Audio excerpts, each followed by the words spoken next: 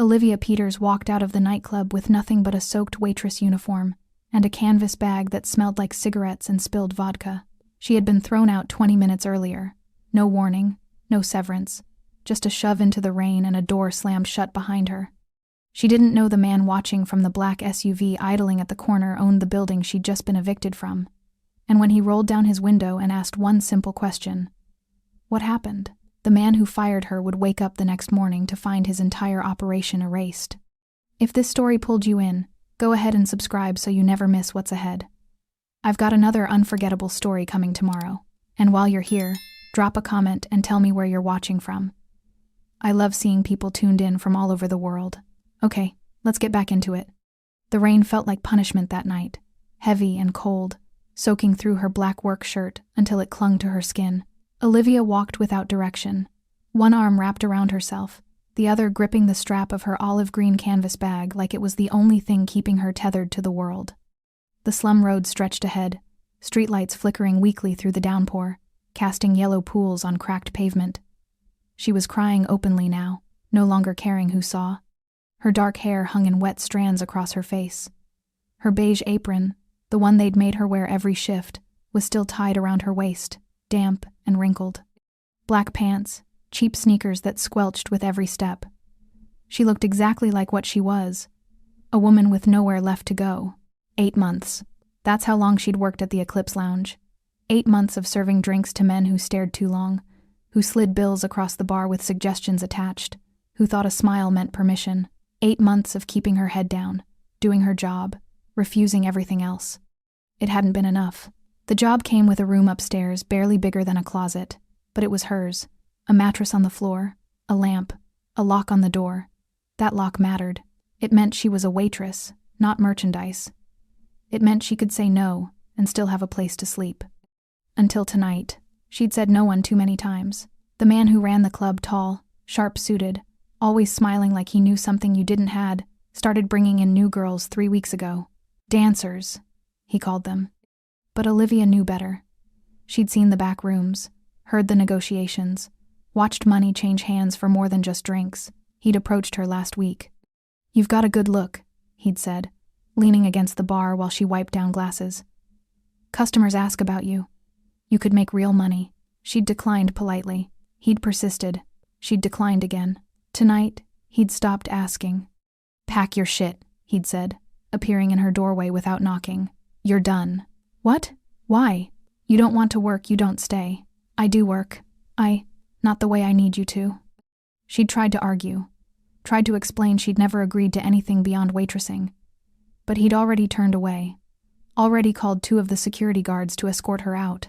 They'd given her 5 minutes to grab her things. Then they'd walked her down the back stairs, through the kitchen, and out into the alley where the rain had just started to fall, the door locked behind her. No severance, no apology, no second chance. Just rain. She walked because there was nothing else to do. No family to call, no friends close enough to show up at midnight. The little money she'd saved was in her bag, maybe enough for a week in a hostel if she was lucky. Maybe not. The streetlights overhead buzzed and flickered, some dead entirely, leaving long stretches of road swallowed by darkness. Cars passed occasionally, headlights cutting through the rain, but none of them slowed. This wasn't the kind of neighborhood where people stopped to help. Olivia didn't blame them. She kept walking, one foot in front of the other, rain streaming down her face, mixing with tears she'd stopped trying to hold back. Her throat ached, her chest felt tight. She'd worked so hard to keep her dignity, to draw a line and hold it, and it had cost her everything. That's when she heard it, the low hum of an engine slowing behind her. She didn't turn around. Women like her learned not to. But the sound didn't fade. It grew closer, louder, deliberate. The black luxury SUV pulled alongside her, sleek and massive, water beating on its polished surface like liquid glass. It was the kind of vehicle that didn't belong in a place like this, too expensive, too clean, too powerful. The windows were tinted so dark she couldn't see inside. It matched her pace. Olivia's pulse quickened. She walked faster. The SUV stayed with her. She stopped. It stopped. For a long moment, nothing happened. Just the rain hammering the pavement and the quiet idle of the engine. Olivia stood frozen, soaked to the bone, bag clutched against her chest, heart pounding so hard she could feel it in her throat. Then the back window lowered. Slowly, deliberately. Inside sat a man in a tailored black suit, the kind of suit that cost more than she'd made in a year. His shirt was crisp white, unbuttoned at the collar, no tie. His face was angular, hardened, with dark eyes that didn't blink, didn't soften, didn't look away. He had the kind of presence that filled a room even when he was sitting still. Dangerous, controlled, unmistakably powerful. He didn't smile. He didn't lean forward. He just stared at her like he was deciding whether she was worth the trouble. Then he spoke. What happened? His voice was low, quiet, but it cut through the rain like a blade. Olivia's breath caught. She should have kept walking, should have ignored him, should have done what every survival instinct screamed at her to do, but she didn't. Maybe it was exhaustion. Maybe it was desperation. Maybe it was the way he asked, not demanding, not pitying, just asking, like he actually wanted to know. She turned to face him fully, rain pouring down her face, and for the first time that night, someone was looking at her like she mattered. Her voice cracked. She swallowed hard, tried again. I lost my job. The man's expression didn't change. He studied her for another long moment, gaze moving from her soaked uniform to the bag in her hands, to the tears she couldn't hide. Get in, he said. Olivia froze. It was late. The kind of night that taught people not to trust strangers in expensive cars. But she was already soaked, already broken, already out of options. And something in his eyes told her that saying no to this man might be the last mistake she ever made. Olivia didn't get in the car. Not right away. She stood there in the rain, water streaming down her face, staring at the open door of the SUV like it was a trap waiting to spring. The interior was black leather, immaculate, dry. Warm air drifted out, carrying the scent of expensive cologne and something else, power maybe. Control. The man waited. He didn't repeat himself. Didn't coax or persuade. Just sat there with that unreadable expression, one arm resting casually on his knee, watching her make a decision. Olivia started, then stopped. I don't know you. No, he agreed. You don't. Why would you help me? His jaw tightened slightly. I haven't decided if I am. The honesty of it startled her. Most men lied. Promised safety, promised kindness, promised things they had no intention of delivering. This man offered nothing except a dry seat and a question. Olivia looked down the empty road. Rain, darkness, nowhere to go. She got in. The door closed behind her with a solid final thunk. The sound of the rain immediately muffled, reduced to a distant drumming against the roof. The warmth hit her all at once, and she realized she was shivering. The man didn't look at her. He tapped twice on the partition, separating them from the driver. The SUV pulled smoothly back onto the road. Where are we going? Olivia asked, voice barely above a whisper. You tell me. She didn't have an answer. He turned to face her then, really face her, and she saw him clearly for the first time. Dark hair, slightly damp at the edges like he'd been out in the rain recently. Strong features, a scar cutting thin and white across his left eyebrow. Maybe 40, maybe older, it was hard to tell. Men like him didn't age the same way. They hardened. You worked at the Eclipse Lounge, he said. Not a question, a statement. Olivia's heart stopped. How did you? The apron. He nodded toward her waist. And I know the uniform. She looked down. The beige apron was still tied around her, the Eclipse logo stitched in faded black thread across the front. She'd forgotten she was still wearing it. I'm taking it off, she said quickly, fingers fumbling with the knot. Leave it. She froze. I want to see it when we get there, he added. Get where? But he'd already turned away, pulling out his phone, fingers moving across the screen with swift, practiced efficiency. He made a call, spoke in rapid Portuguese, too low for her to catch most of it. She heard one word clearly. Eclipse. Olivia's stomach dropped. You're taking me back there.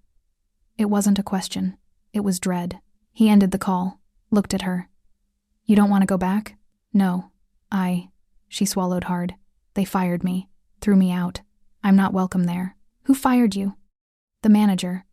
I don't know his real name. Everyone just calls him Senhor. Something flickered across the man's face. Not surprise. Something colder.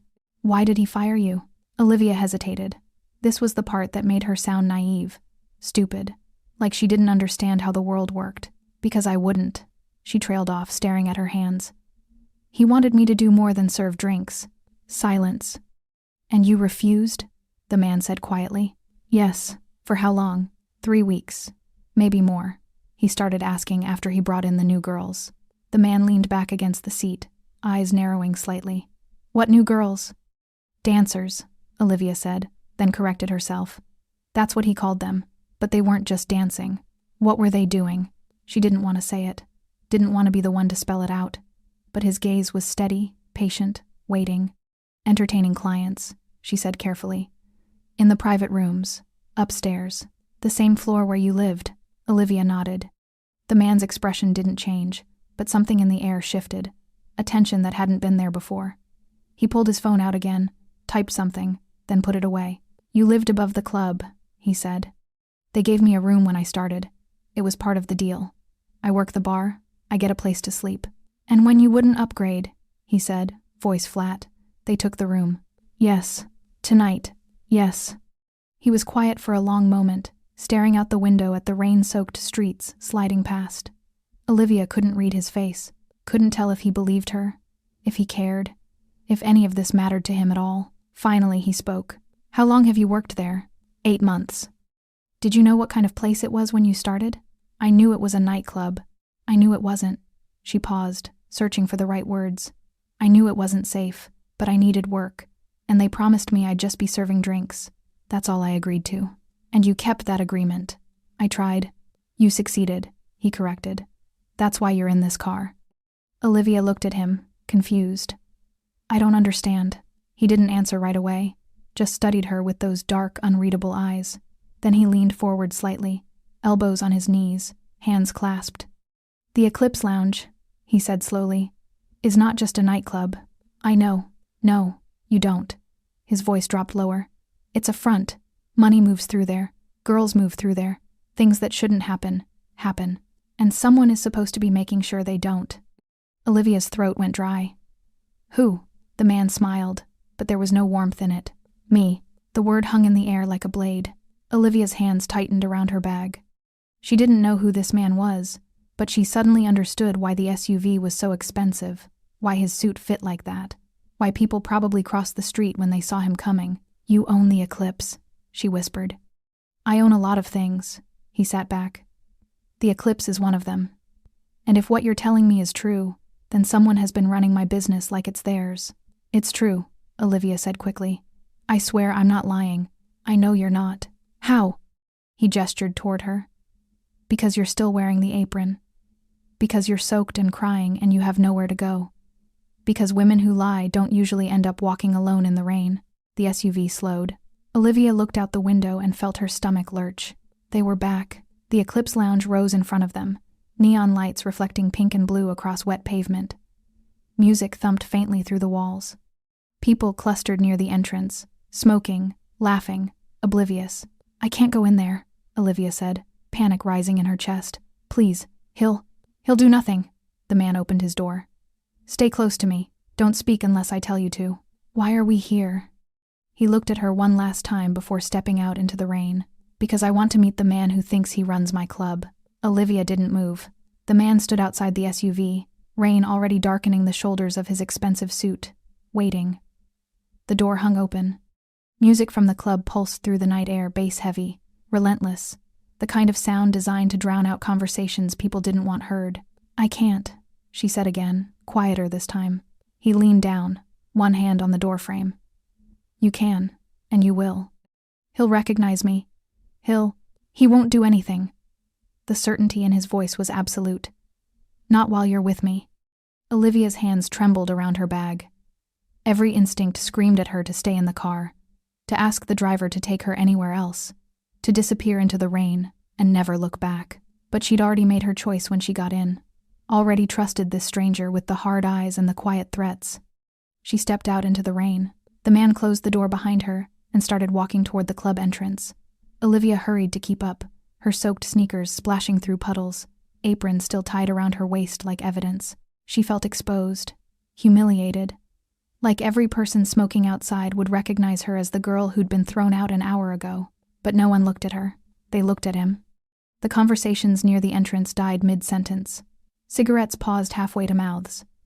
A woman in a tight red dress actually took a step back. The two security guards at the door, both large, both tattooed, both usually unmovable, straightened immediately. "Senhor Reis," one of them said, voice tight. The man Reis didn't acknowledge them, just walked past like they were furniture. Olivia followed, head down, heart hammering. The guards didn't stop her, didn't even look at her. Their eyes stayed locked on Reis until he disappeared through the entrance. Inside, the music was a living thing. It pressed against Olivia's chest, vibrated through her bones, made thinking difficult. The club was packed, bodies moving on the dance floor, strobe lights cutting through artificial fog, bartenders working double time behind the long marble counter where she'd spent 8 months of her life, the same counter where she'd been told she wasn't doing enough. Reis moved through the crowd like a shark through water. People parted without realizing they were doing it, some instinct telling them to get out of his way. Olivia stayed close, her wet uniform clinging uncomfortably to her skin, her bag clutched against her chest. She saw familiar faces, girls she'd worked with, customers she'd served. No one met her eyes. Either they didn't recognize her, or they were pretending not to. Then she saw him, Senhor. He stood near the VIP section, laughing at something a woman in a gold dress had just said. Tall, handsome in a practiced way, wearing a black suit that fit too well to be off the rack. His dark hair was slicked back, his smile easy and confident. A man who believed the world bent to his will because it always had. He hadn't noticed them yet. Reis stopped at the edge of the dance floor, hands in his pockets, surveying the club with the expression of someone inspecting property they'd forgotten they owned. His jaw was tight. His eyes moved methodically from the bar to the VIP section to the back hallway, where the private rooms waited. "Which one?" he asked without looking at Olivia. She didn't need to ask what he meant. Her throat felt like sandpaper. "The one in the black suit, by the couches." Reis nodded slowly. "Stay behind me." He started walking again. Olivia's pulse spiked. This was happening. This was actually happening. She wanted to grab his arm, to tell him she'd changed her mind, that they could just leave, that confronting Senhor wouldn't fix anything. But her feet kept moving, following him through the crowd, toward the man who'd thrown her into the rain like garbage. Senhor saw them when they were 10 feet away. His smile didn't falter. If anything, it widened. He excused himself from the woman in gold and stepped forward, arms slightly spread in a welcoming gesture. "Can I help you?" he asked, voice smooth and practiced. He still didn't recognize Olivia.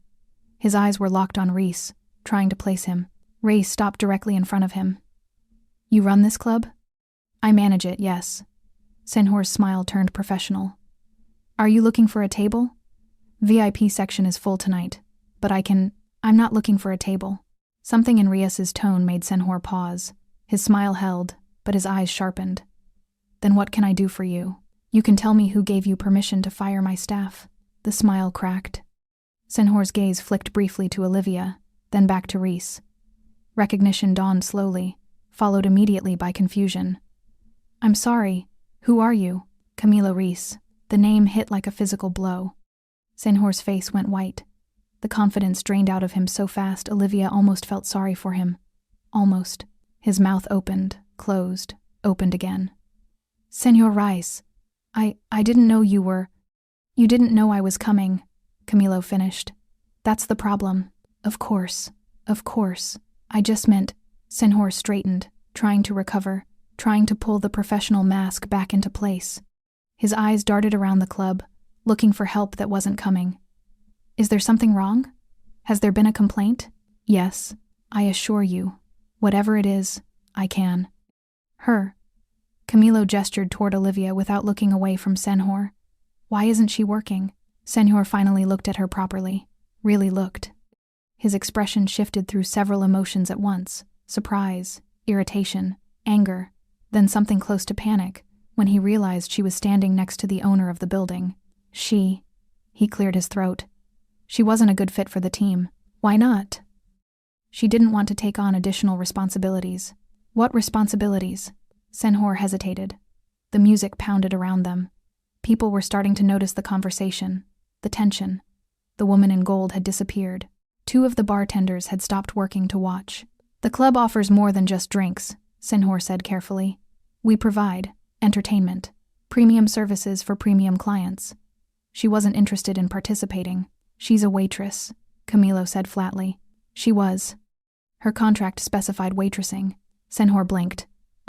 Yes, but, so you fired her for refusing to break her contract. It's not that simple. It is exactly that simple. Camilo's voice didn't rise, but it cut through the music like a knife. You pressured an employee to provide sexual services. She refused. You evicted her and threw her into the street with no severance and no warning. Is that accurate?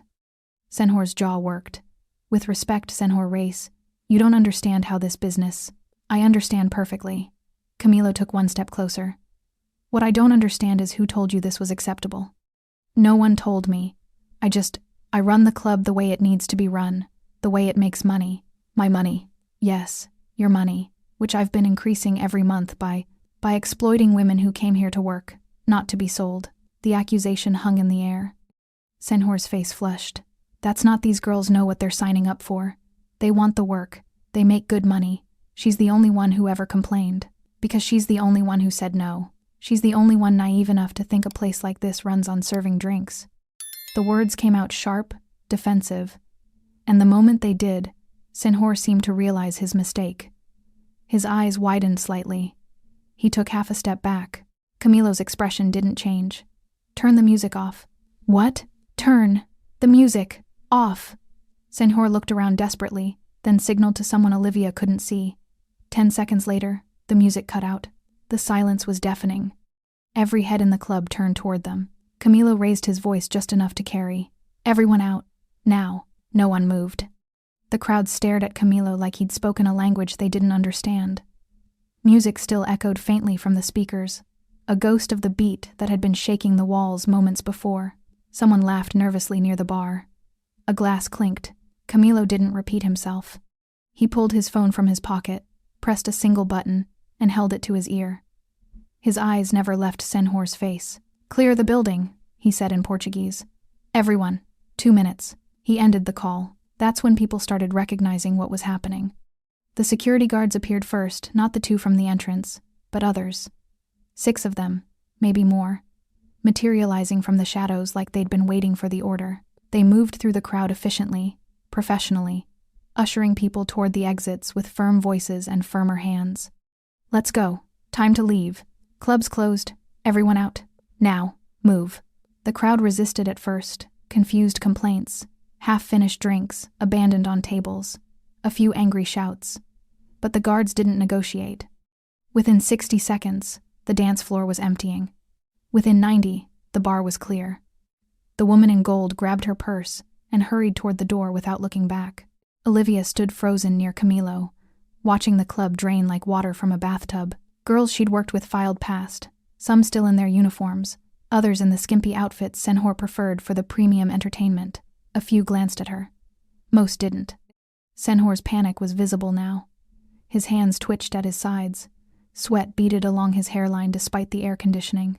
Senhor Race, please, if I've offended you in some way. Quiet. Senhor's mouth snapped shut. The last of the customers filtered out. The guards took positions at each exit, arms crossed, expressions blank. One of them locked the front door from the inside. The click echoed through the now silent club.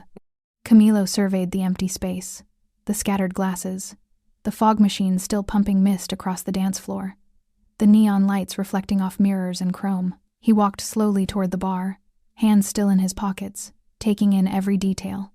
Olivia followed because she didn't know what else to do. Behind them, Senhor stood rooted to the spot, his confidence completely shattered. Camilo stopped at the bar, running one finger along the marble countertop. How much does this place make in a month? Senhor stammered. I approximately 200,000 reais, Senhor. Sometimes more, depending on. And how much of that comes from liquor sales? Silence. How much? Camilo repeated. Maybe. 30%. So 70% comes from the girls. Senhor swallowed hard. The entertainment services are very popular. High-end clients. Discretion guaranteed. It's a lucrative model that I didn't ask for a pitch. Camilo turned to face him. I asked for numbers. 70%? Yes, approximately. And you pay the girls what percentage? 20% of what they earn, plus tips. 20% of money they earn for you by selling themselves. They're independent contractors. They choose their clients. They set their boundaries. It's all consensual. Camilo's laugh was cold. Except when it's not. Except when a girl says no and you throw her out. She wasn't one of the entertainers. She was an employee who had a contract, who did her job, and you punished her for not doing a job she never agreed to. Camilo stepped closer. Where's her room? Upstairs, second floor. But her belongings are… Show me. Senhor looked like he might be sick. Of course, right this way. He led them toward the back hallway, past the bathrooms and the storage room, to a narrow staircase Olivia knew too well.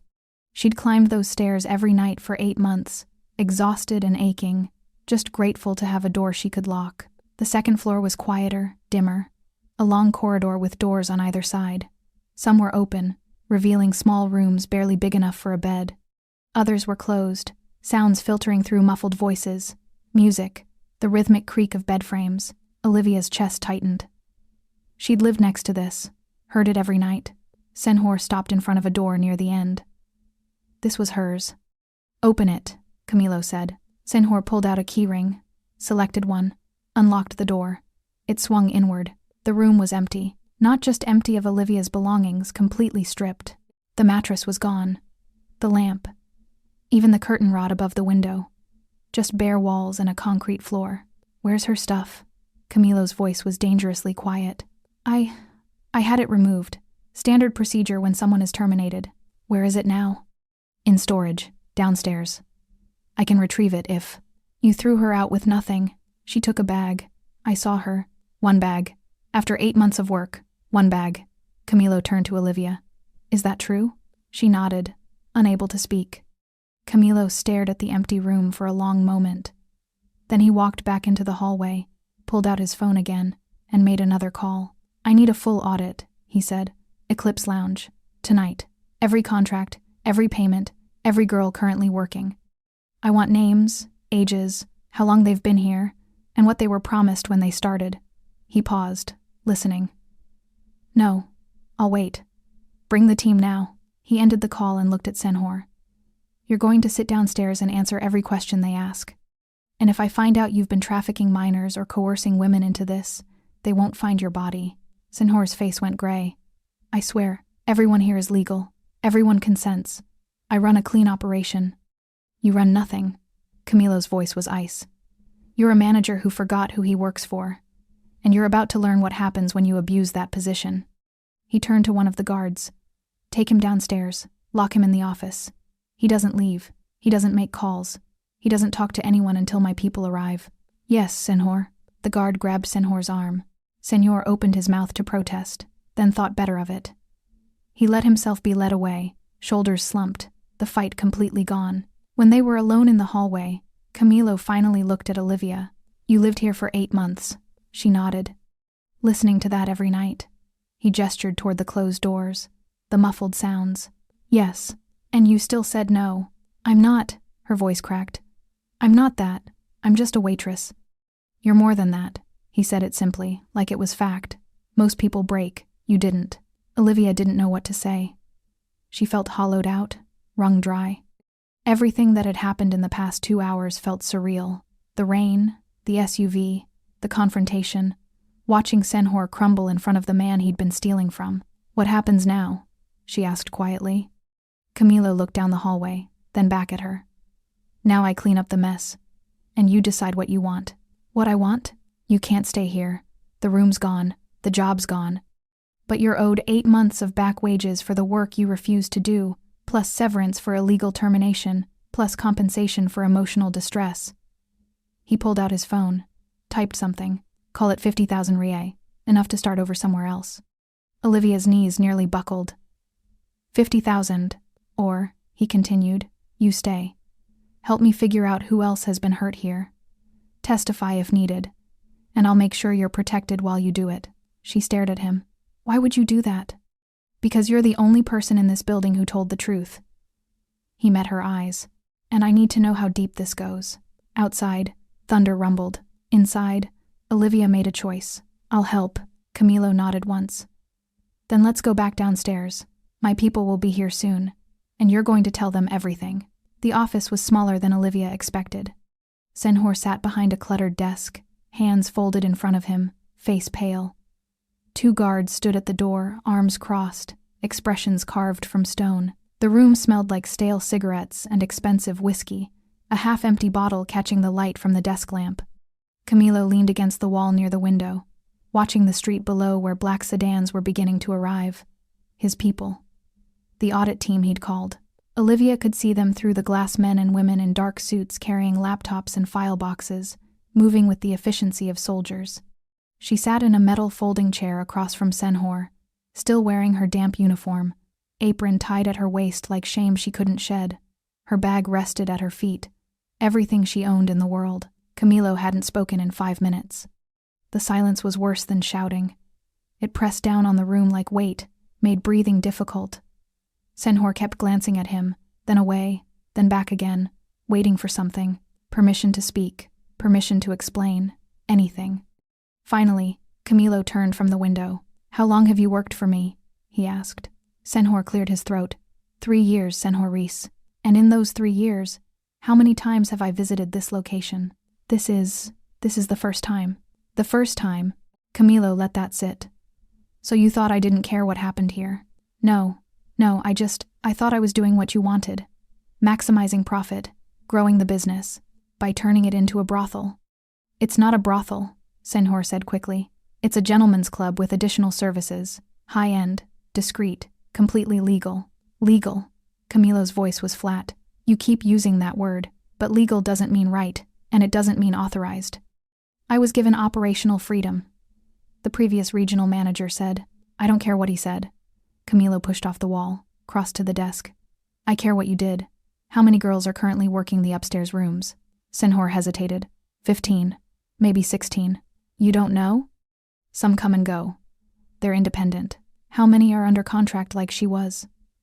Camilo nodded toward Olivia. How many were hired to waitress and then pressured into more? Silence. How many? Camilo's hand came down on the desk, not hard, but sharp enough to make Senhor flinch. I don't know. A few. Maybe 5 or 6. Started as staff and transitioned. Transitioned, Camilo repeated. That's a pleasant word for it. They wanted the work. The money is better. I didn't force anyone. Olivia's hands clenched in her lap. The lie was so casual, so practiced, like he'd told it so many times he believed it himself. She's sitting right there, Camilo said quietly. And she's going to tell me if you're lying. Senhor's eyes darted to Olivia. She held his gaze. There were others, she said. Her voice came out stronger than she expected. I wasn't the only one. There was a girl named Beatriz. She worked the bar with me for 2 months. Then one day she was upstairs. I asked her what happened. She said she didn't have a choice. That's not true, Senhor cut in. Beatriz came to me asking for more hours. I offered her an opportunity, and she accepted. She was crying in the bathroom the next week. Olivia continued. She said she needed the money, that you told her the bar wasn't making enough tips to keep her on full time unless she helped out upstairs. That's she's misrepresenting. Is Beatriz still here? Camilo asked. No, Senhor admitted. She left about a month ago. Left or was fired? She stopped showing up. Camilo's jaw tightened. He pulled out his phone, typed something, then looked at one of the guards. Find her. Full name, last known address, phone number. I want to talk to her tonight. The guard nodded and stepped into the hallway. Camilo turned back to Senhor. Who else? I don't understand what you're... Who else did you coerce? Who else came here for legitimate work and ended up in those rooms because you threatened their jobs? No one. I swear. The others all knew what they were signing up for. Then you won't mind if I ask them. Camilo moved toward the door. Because my team is about to interview every girl in this building, and if even one of them tells a story like hers, he gestured to Olivia, then we're going to have a much longer conversation, somewhere less comfortable. Senhor's composure finally cracked completely. Please, Senhor Reis, I was just trying to run a profitable business. The overhead on this place is enormous. The liquor license alone costs. I don't care about the overhead. I care that you used my money, my property, and my name to exploit women who trusted you to honor their contracts. It wasn't exploitation. She was homeless tonight. Camilo's voice cut like a razor. Walking in the rain with nowhere to go because you threw her out for refusing to prostitute herself. That's not business. That's cruelty. The word hung in the air. Olivia felt something shift in her chest. Someone was saying it. Someone was calling it what it was. After 8 months of being told she was naive, that she didn't understand how the world worked, that her boundaries were unreasonable, someone was saying she'd been right. A knock at the door interrupted the moment. One of the guards opened it. A woman in a gray suit stepped inside, carrying a tablet and a leather folder. She was maybe 50, with short silver hair and sharp eyes that took in the room in seconds. "Senhor Race," she said, nodding. "Gabriella." Camilo straightened. "Status? We've secured all the files. Financial records, employment contracts, security footage for the past 6 months. The girls are being interviewed in separate rooms. We've also contacted legal counsel and local authorities to ensure everything is documented properly." "Good. How many girls total?" 23 currently on the premises. 19 are over 18. 4 are, she glanced at Senhor, showing discrepancies in their documentation. Camilo's expression darkened. "What kind of discrepancies?" "IDs that don't match their stated ages. One girl claiming to be 22 with a birth certificate that suggests she's 17. The temperature in the room dropped 10 degrees. Camilo turned slowly to face Senhor. "You hired minors." No, I checked every ID. If someone lied about their age, that's not my fault." "You didn't verify?" "It wasn't a question. I did. I have copies of everything. If someone brought a fake ID, I had no way of knowing." "You didn't verify?" Camilo repeated. "Because you didn't want to know." Senhor opened his mouth, closed it, opened it again. No words came out. Gabriella cleared her throat. "Should I contact the authorities about the minors?" "Immediately. And get them somewhere safe. Medical exams, counseling, whatever they need. I want a full paper trail showing we cooperated completely the moment we discovered the problem." "Understood." She left, heels clicking down the hallway. Camilo looked at Olivia. "Did you know about the young ones?" "I suspected," she said quietly. "There was a girl who looked too young. I asked her once how old she was. She said 19. But she looked like she was lying." "Did you report it?" "To who?" "He ran the club." She gestured toward Senhor. "And I was barely holding on to my own job." Camilo nodded slowly. "You did what you could. I should have done more. You survived. That's enough." He moved to the door, paused. "I need you to write everything down. Every girl you remember who seemed coerced. Every conversation, every threat, every detail." "Okay." "Gabriella will help you. Take your time.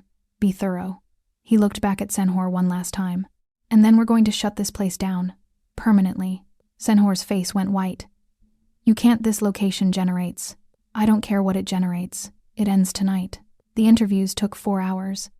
Olivia sat in a small room off the main hallway with Gabriella, writing everything she could remember. Names, faces, conversations whispered in bathrooms and back stairwells. Girls who'd arrived hopeful and left broken. Girls who'd smiled through tears. Girls who stopped smiling altogether. Her hand cramped after the first hour, but she kept writing. Gabriella asked questions, occasionally clarifying details, asking for timelines, making notes on her tablet with swift, efficient taps. She didn't interrupt unnecessarily, didn't rush, just listened with the focus of someone who'd done this before. Outside the room, Olivia could hear movement, doors opening and closing, muted conversations, the quiet shuffle of people being escorted through the building. The girls were being interviewed separately, each one assigned a member of Camilo's team. No one was allowed to leave until they'd given their statement. Around midnight, Gabriella's phone buzzed. She glanced at the screen, then stood. "I need to check on something. Keep writing. I'll be back." Olivia nodded, flexing her fingers before picking up the pen again. She wrote about Beatriz, who'd cried in the bathroom and disappeared a month later. About Carla, who'd been hired as a cocktail waitress and now worked the VIP rooms with dead eyes and a practiced smile. About the girl whose name Olivia never learned, who'd looked 16 and insisted she was 19. She wrote about the night Senhor had cornered her in the storage room, his voice friendly but his meaning clear. "You could make triple what you're making now. Customers ask about you. You're wasting potential." She wrote about the way he'd changed after she refused, how the shifts got longer, how her tips mysteriously decreased, how other staff members started avoiding her like rejection was contagious. She wrote about the girls who'd tried to warn her. "Just do what he says. It's easier that way. Fighting only makes it worse. She wrote until her hand shook and her eyes blurred, and Gabriella returned with coffee and a sandwich Olivia didn't remember asking for. Eat, Gabriella said gently. You've been at this for hours. Olivia took the coffee, but couldn't stomach the food. How many girls have you talked to? 17 so far. 6 more to go. And? Gabriella's expression tightened. And you weren't the only one. Not by a long shot. The confirmation should have made Olivia feel vindicated. Instead, it just made her tired, sad, angry at herself for not doing more when she'd had the chance. The young ones? She asked quietly. All 4 are being taken to a safe house tonight. Medical exams tomorrow. We've contacted their families where possible. Gabriella paused. 2 of them are from out of state. They were recruited online with promises of modeling work. Olivia's stomach turned. Modeling. Standard trafficking language. They show up. Passports get held for safekeeping. Suddenly they owe money for housing and transportation they never agreed to pay for. Gabriella's voice was clinical, professional, but anger simmered beneath it. By the time they realize what's happening, they're trapped. Did Senhor know? He claims he didn't. But ignorance isn't a defense when you're running an operation like this. He should have known. He chose not to look. The door opened. Camilo stepped inside, still wearing the same suit, though his shirt was more wrinkled now, sleeves rolled to his elbows. He looked tired. Not physically, something deeper. The kind of exhaustion that came from seeing things you couldn't unsee. How is she doing? He asked Gabriella. She's been very thorough. We have enough to build a strong case. He nodded, then looked at Olivia. I need you to come with me. Her pulse quickened. Where? Upstairs. One of the girls is refusing to talk unless you're there. Olivia set down her pen. Which one? She wouldn't give her name. Just said she knew you. That you were kind to her. Olivia stood, legs stiff from sitting so long. She followed Camilo out of the room, down the hallway, past security guards and audit team members moving through the building like surgeons through an infected wound. They climbed the back staircase to the 2nd floor. The hallway was different now. Empty. Quiet. Doors stood open, revealing rooms in various states of disorder, unmade beds, scattered clothing, makeup kits abandoned on nightstands. The girls had been moved downstairs for the interviews. What remained felt like evidence, proof of what this place really was. Camilo stopped at a door near the end, 3 down from where Olivia's room used to be. He knocked softly. It's Race. I have her with me. A moment of silence, then a small voice. Okay. Camilo opened the door. Inside, sitting on the edge of a narrow bed, was a girl Olivia recognized immediately. Young face, dark hair pulled into a messy ponytail, wearing an oversized sweatshirt that hadn't been part of the club's dress code. She looked up when they entered, eyes red from crying. Olivia, she whispered. Lucia. Olivia moved into the room, keeping her voice gentle. Are you okay? Lucia shook her head. They're asking me questions and I don't know what to say. I don't want to get in trouble. You're not in trouble, Camilo said from the doorway. We're trying to help. But I lied, on my application. I said I was 21, but I'm only 19, and if I tell them that, they'll know I used a fake ID and… Lucia. Olivia sat down beside her. You're not going to get arrested for a fake ID. That's not what this is about.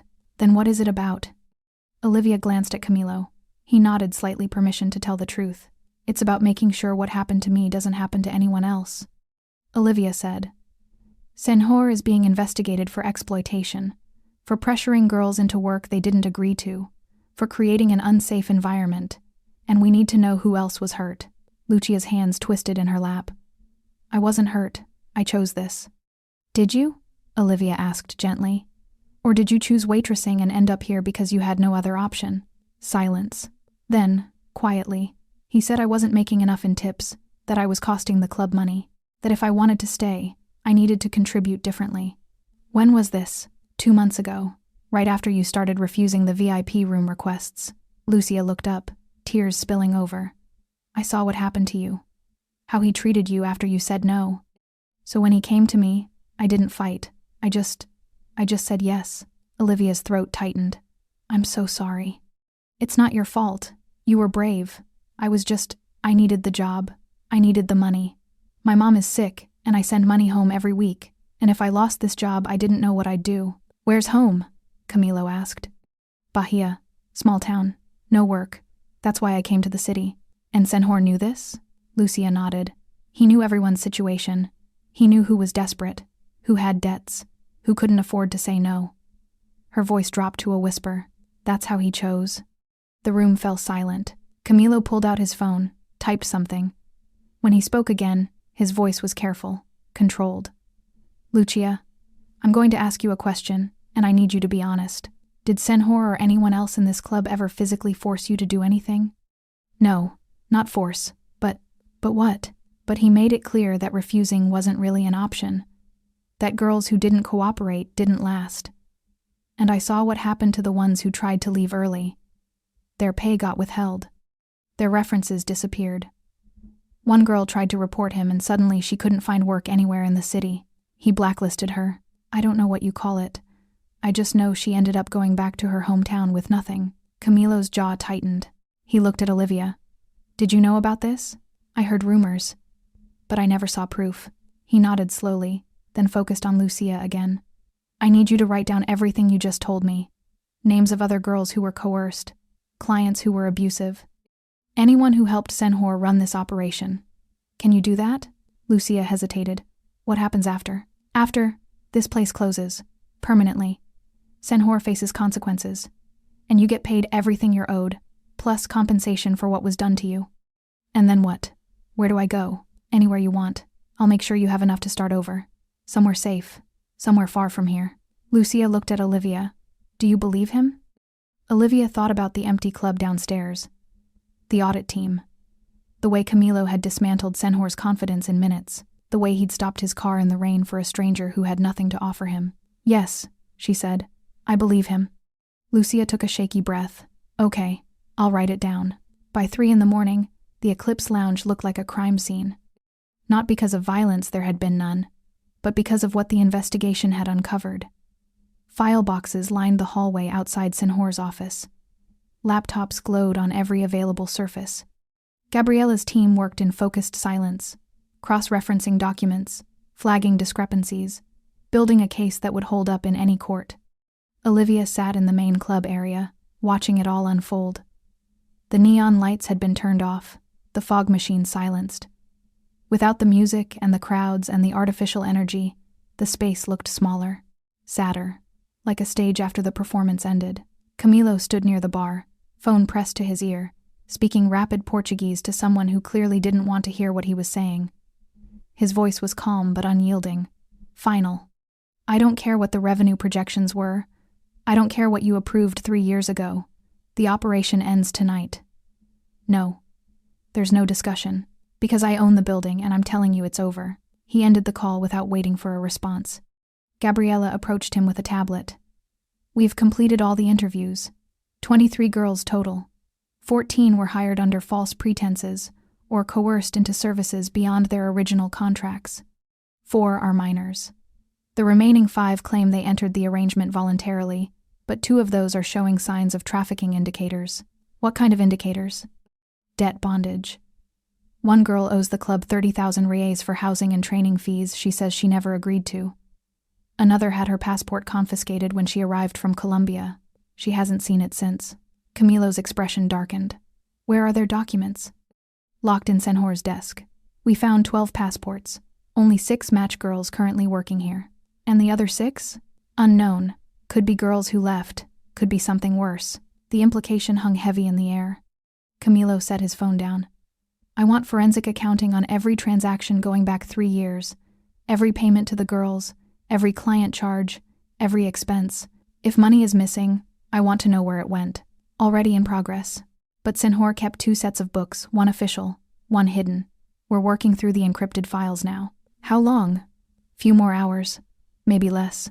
Camilo nodded. What about Senhor? Still in the office. He's requested a lawyer. He can request whatever he wants. He's not leaving this building until we have everything we need. Gabriella glanced at Olivia, then back to Camilo. There's something else you should know. What? 3 of the girls mentioned a regional manager who visits once a month, collects cash payments, never gives his name. They described him as older, well-dressed, scar on his left hand. Camilo went very still. You know him? He was supposed to be overseeing operations in this district, making sure locations stayed clean, stayed legal, stayed profitable. His voice was ice. Instead, he was collecting protection money and looking the other way. Should I add him to the investigation? Add him to everything. I want to know every property he manages, every deal he's touched, every person he's compromised. If he's doing this here, he's doing it elsewhere. Gabriella made a note. This is going to be bigger than one club. I know. Camilo looked around the empty space. That's why it has to be thorough. If I clean one location and ignore the rest, I'm just moving the problem. I need to burn it all down and rebuild correctly. Olivia watched him from across the room. This was a man who'd built an empire. She could see it in the way his team moved, the way they deferred to him without question, the way a single phone call emptied a building. But he was also a man who'd stopped his car in the rain for a crying woman he didn't know. She didn't understand him. Maybe that was the point. Gabriella left to coordinate with the forensic team. Camilo walked over to where Olivia sat, hands in his pockets, exhaustion finally starting to show around his eyes. You should go home, he said. I don't have a home. He paused. Right, I forgot. It's fine. I can stay until… No, you've given us everything we need. The rest is just documentation. He pulled out his phone, typed something. I'm sending you to a hotel. Somewhere clean and safe. You can rest. I don't need charity. It's not charity. It's payment for services rendered. You've been working as a consultant for the past 6 hours. He showed her the phone screen. A bank transfer confirmation. 50,000 riel. That's what I promised. Plus another 20 for the interview assistants tonight. Olivia stared at the number. 70,000 riels. More money than she'd made in 2 years of work. I can't accept this. You already did. It's in your account. What account? I didn't give you my… Payroll records. Gabriella pulled them from Senhor's files. He tucked the phone away. Consider it back pay for 8 months of putting up with his abuse. Olivia's hands shook. This is too much. It's not enough, but it's a start. He gestured to one of the guards near the door. Raphael will take you to the hotel. Stay as long as you need. When you're ready to figure out what's next, call me. He handed her a business card, heavy paper, embossed lettering. Just a name and a phone number. What if I don't call? Olivia asked. Then you don't call. The money's yours either way. You don't owe me anything. Why are you doing this? Camilo looked at her for a long moment. Because you walked away from everything rather than compromise who you are. Most people don't have that strength. The ones who do deserve to be protected, not punished. I'm not special. You walked through the rain with nowhere to go rather than sell yourself. In my world, that makes you extraordinary. He stepped back. Raphael will take care of you. Get some sleep. We'll talk tomorrow if you want, or never. Your choice. He turned to walk away. Camilo. He stopped. What's going to happen to the other girls? The ones who don't have anywhere to go? Same thing that's happening to you. Money. Housing assistance. Job placement if they want it. Therapy if they need it. No one gets thrown into the street. Not on my watch. Not anymore. And Senhor? Camilo's expression hardened. Senhor is going to learn that stealing from me is expensive. But stealing women's dignity? He shook his head. That's going to cost him everything. Olivia believed him. Raphael appeared at her side, young, professional, wearing the same dark suit as the other guards. Ready, Senhora? She stood, legs unsteady from sitting so long. Her uniform was finally dry but still wrinkled, still smelling like the club. She wanted to burn it. As Raphael led her toward the exit, Olivia looked back one last time.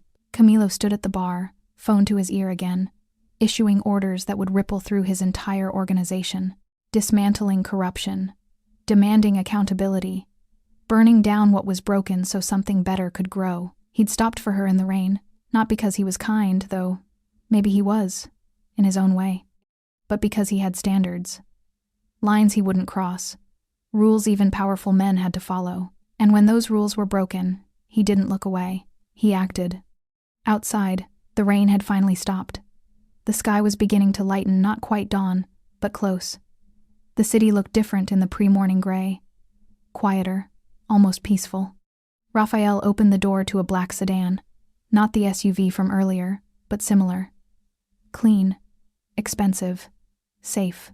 The hotel is 20 minutes away, he said. You can sleep in the car if you want.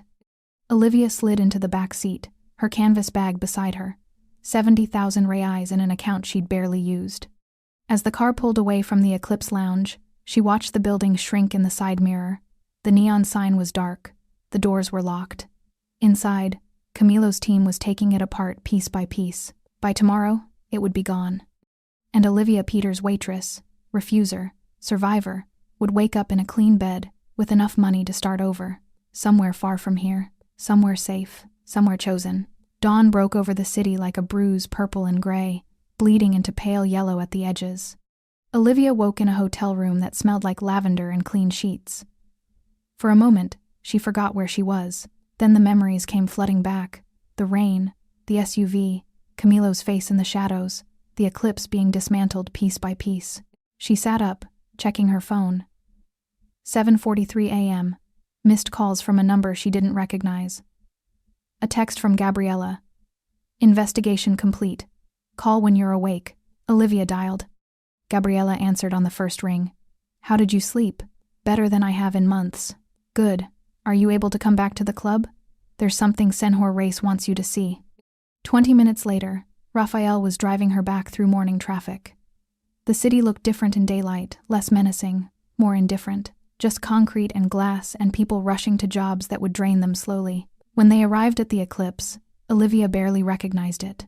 The neon sign was gone, just empty brackets and loose wires. The front windows were covered with official notices, citations, closure orders, seizure documents. A small crowd had gathered on the sidewalk, neighbors whispering behind their hands, trying to figure out what happened. Rafael led her through a side entrance. Inside, the club was a skeleton. The bar had been stripped, bottles removed, glassware packed, even the mirrors taken down. The DJ booth was empty, the VIP section dismantled. Workers in coveralls were pulling up the carpets, exposing stained concrete underneath.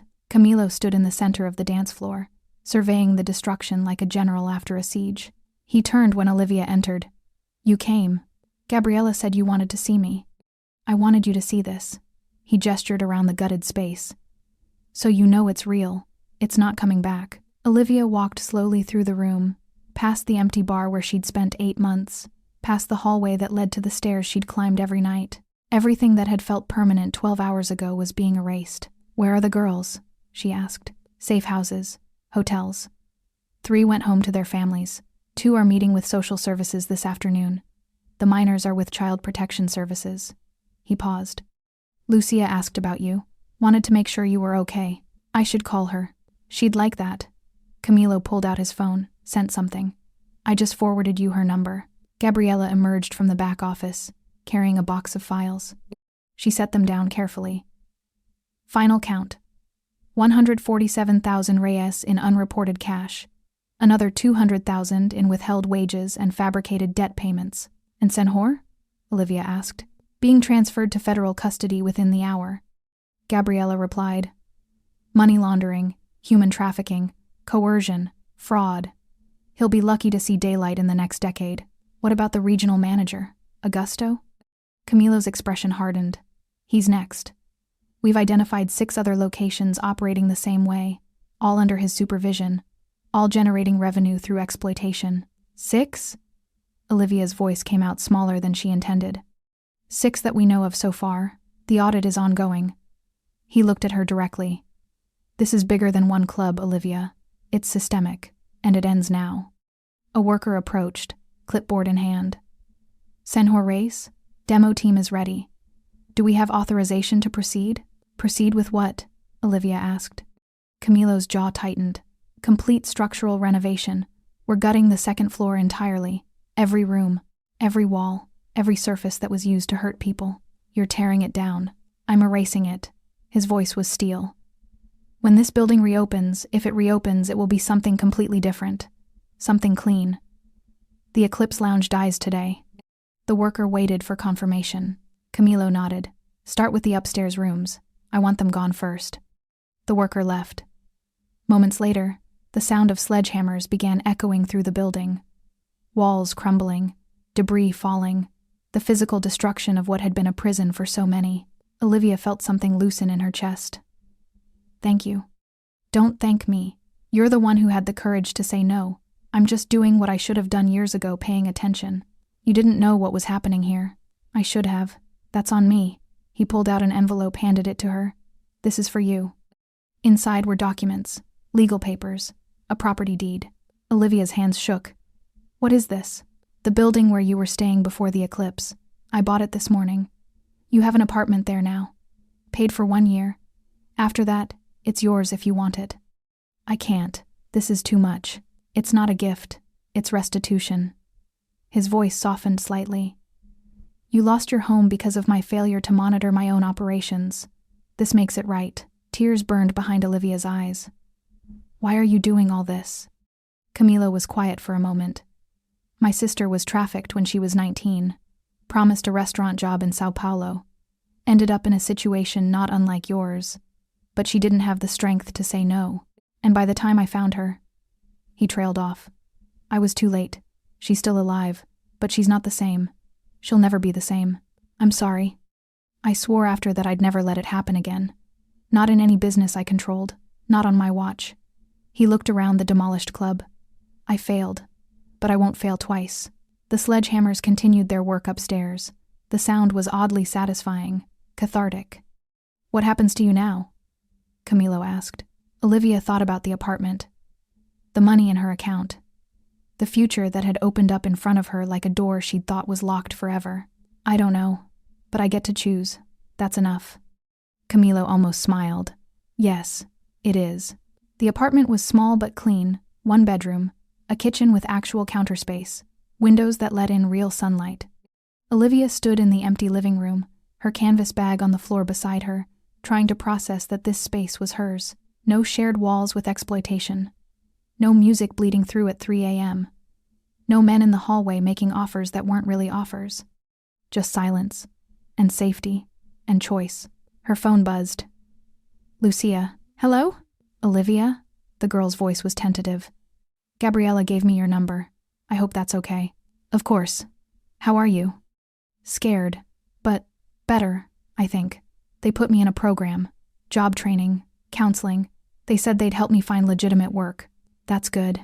That's really good. A pause. I wanted to thank you. For what? For being there last night. For telling the truth even when it was hard. I wouldn't have talked if you hadn't been there. Olivia's throat tightened. You would have. You're stronger than you think. I don't feel strong. Neither did I. But we survived. That counts for something. Lucia exhaled shakily. Senhor got arrested this morning, did you hear? I heard. Good. I hope he rots. The venom in her voice was new, healthy. I hope they all rot. They will. Camilo is making sure of it. He's kind of terrifying. Olivia smiled despite herself. Yeah, but in a good way. They talked for a few more minutes. Tentative plans to meet for coffee, promises to check in, the fragile beginning of something that might become friendship. When Lucia hung up, Olivia felt less alone. She spent the rest of the day making the apartment livable. A trip to a secondhand store yielded a mattress, sheets, basic dishes. A grocery run stocked the refrigerator with real food, not the leftovers and scraps she'd survived on at the club. By evening, the space felt almost like home. Her phone rang again. Unknown number. Hello? Olivia Peters? A woman's voice. Professional. Warm. Yes? My name is Dr. Carvalho. I'm a therapist specializing in trauma recovery. Senhor Reyes asked me to reach out. He's arranged for counseling services if you're interested. No pressure. No obligation. Just an option. Olivia sat down slowly on her new second-hand couch. He did that? He did. He's covering all costs. You just have to decide if you want to participate. Yes, I think I do. Wonderful. I have an opening tomorrow at 2. Does that work? Yes, thank you.